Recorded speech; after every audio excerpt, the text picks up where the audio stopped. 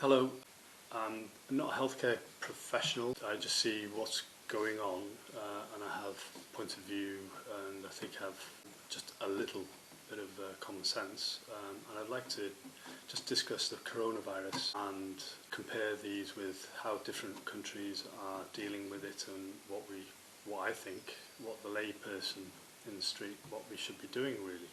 First thing I would think is that we shouldn't be trying to devise new ways of dealing with this. We should just be looking at how other countries have done it successfully before us and take on the appropriate action to mimic those rather than trying to just find a new way of dealing with it in our own way. For instance, if we compare with South Korea, it's the 9th of April today. Yesterday there was a televised conference with professionals, with doctors from South Korea and from Hong Kong, giving advice on how they are dealing with it. And I think on Monday, Dominic Raab took the incentive to speak to South Korea as well. And I do know that they were offered help by South Korea at the outset. South Korea, they dealt with SARS and they first got infected on the 20th of January. They have cases, in total cases they have about 10,400 as of today, from yesterday.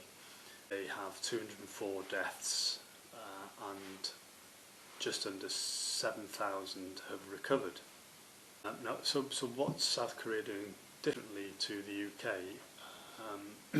Well, first of all, from the government processes, they are tracing the virus, rigorously tracing the virus, finding out where it's been, but also there's an app for the public to be able to see where the virus has been, so they can avoid those areas. So that's a way that the government are practically engaging the public in being able to help stop the spread of this virus. So why are we not doing that in the UK? I've always been taught it's better to come second. You don't want to come first. Now, South Korea, they dealt with SARS. They were infected with coronavirus a month before we were. At the outset on the 28th of February, when it hit the UK, we could have said, well, how's South Korea dealing with it? Let's follow their example, because if you're the first, you have nobody else to look back on. There's no precedent, so you have to learn from your own mistakes. It's costly, it takes more time. If you're second in the queue or third or fourth, then you have plenty of precedents of which way we should go with this. So why are we not following, what South Korea are doing? As a contrast, South Korea have nearly 7,000 people recovered, and the UK have more than 7,100 as of today, while yesterday's figures have since died. So what else are they doing? They are not even locking down the way that we have. They haven't locked down at all. What they've done is they have maintained social distancing. If you can work at home, please do.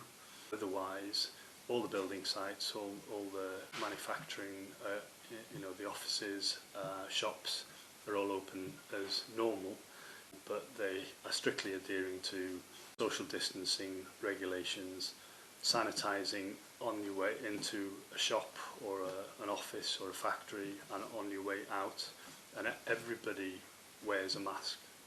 Now, I think this is the crucial thing that's minimising the risk. Now, the wearing of the mask is something else where the general public actively participate in stopping the virus from spreading. Wearing a mask in the UK, it seems to be the unspoken word. Why is that? There seems to be a phobia with people wanting to wear a mask. Now, I religiously wear a mask when I go out. I have an infected elderly neighbour downstairs, so when I leave, I put the mask on to go through the shared hallway, and then continuously when I'm outside I even put a surgical mask on when I go for a run to exercise, and I wait until it's just before getting dark in the evening so there's minimal people around. Yeah, so why don't we want to wear a mask? It's probably due to, it's not talked about, and it's probably due to the government wanting the masks to be primarily for healthcare professionals, which I understand, but surely it's cheaper and faster to mass produce more masks than it is to get Dyson to learn how to make ventilators, and also Formula One to produce breathing apparatus, which is amazing, but obviously that takes more time to and to distribute than simple steps that could be imposed on the general public, which is wearing a mask. And to me, I have no healthcare experience at all, but I can see. I'll just show you the mask. The mask that I have is this one. Now this is an N94 mask, which 94 stands for 94% protection. So if I wear that, if I have the virus, I'm keeping and I cough or I breathe, then I'm keeping that apart from 6% chance within the mask. And similarly, if somebody else has the virus and I'm wearing the mask, then there's only 6% chance that that's going to go through the mask and I will be infected. And every time I've mentioned this to people in the UK, the response is, well, I've heard that masks don't work, because if you touch it, then it goes onto your hands. But obviously, if you're not wearing the mask, if there's a virus on your mask, then if you weren't wearing the mask, then the virus would be in your mouth. So it's a no-brainer.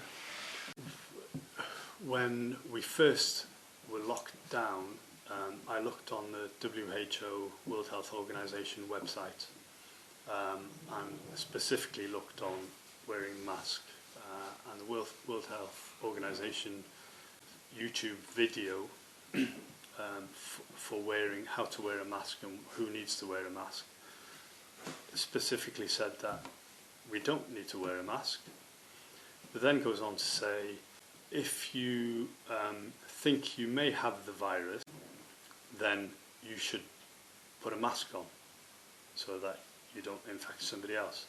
It then goes on to say, if you're a carer and you're looking after somebody else who may have the virus, then you should put a mask on. So basically, what that says is, we should be wearing a mask, because obviously it works. If you're infected, you're not infecting somebody else. If somebody else is infected, you're not getting infected. So it makes complete sense for everybody to take the initiative. Don't wait for a nanny state to tell you to do something which is, seems to me complete common sense. As a layperson, no healthcare experience at all, but I know if this gives me 94% protection, then and we all wear a mask, it's going to help. It's much better than standing on the doorstep and clapping for the health authority, which they're doing an amazing job. Under-resourced due to the cuts for the last 10 years, but we could all actually do something practical to help them, which is wear a mask. And then at the moment, because everybody has to go out to do your essential shopping, 80 or 90% of the people I see out don't wear a mask, and some of them look at you, with a smirk because you're wearing a mask.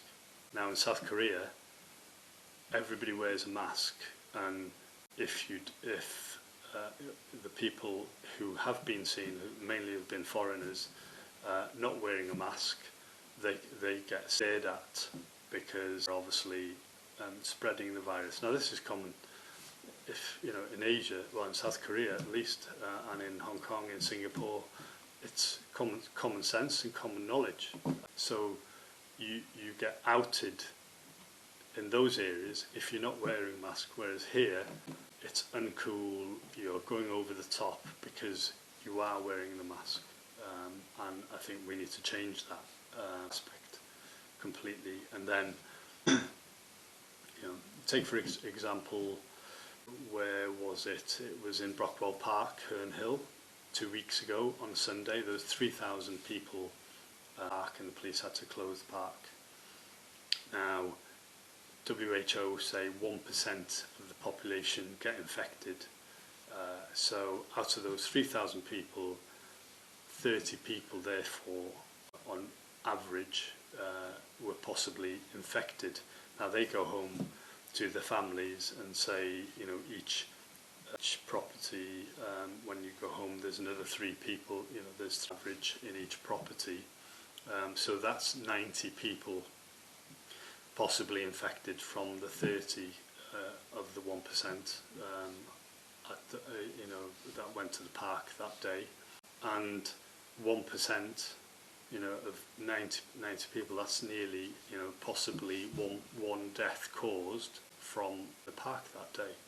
Now, if everybody in the park were wearing a mask, then that's 94% chance that they weren't infecting somebody else. And also, you know, I think I did look a bit of a prat.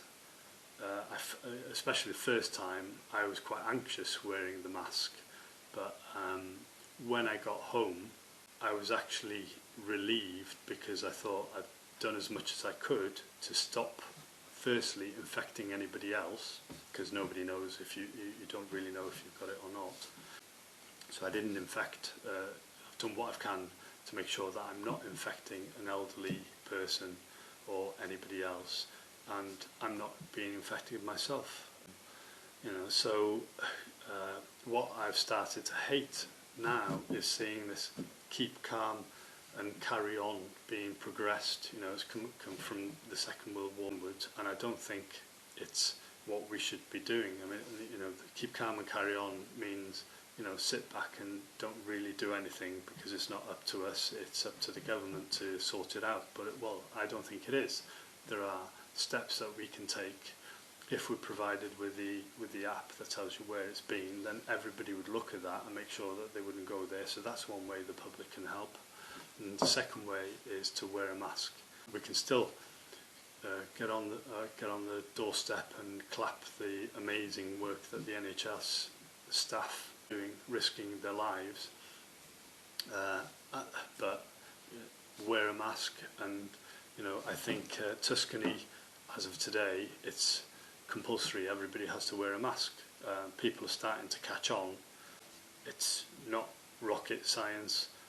I'm not a health professional, but I can look at something and assess it and think, is this reasonable or not? And I don't think I need to wait for a nanny state to tell me to do something that I can just adopt myself. I'm not wealthy, but I can afford one of these. I sourced it on eBay. It's difficult, but I think it was about £14 for 20 of these, and you can steam them. You can wear them 3 or 4 days, steam them, get rid of anything that may be on it that if you weren't wearing it would be in your mouth anyway, so you'd be infected. So let's stop this. It doesn't help, because obviously it's better than not wearing anything. Okay, so stay well, everybody. I hope we'll be out of this difficult situation soon. I hope it hasn't been too boring.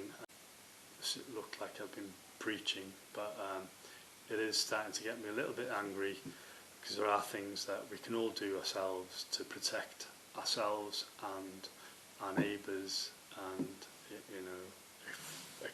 exponentially, the nation can get out of this. Let's look at South Korea, sorry, and take on the reasonable advice. Their economy is not suffering.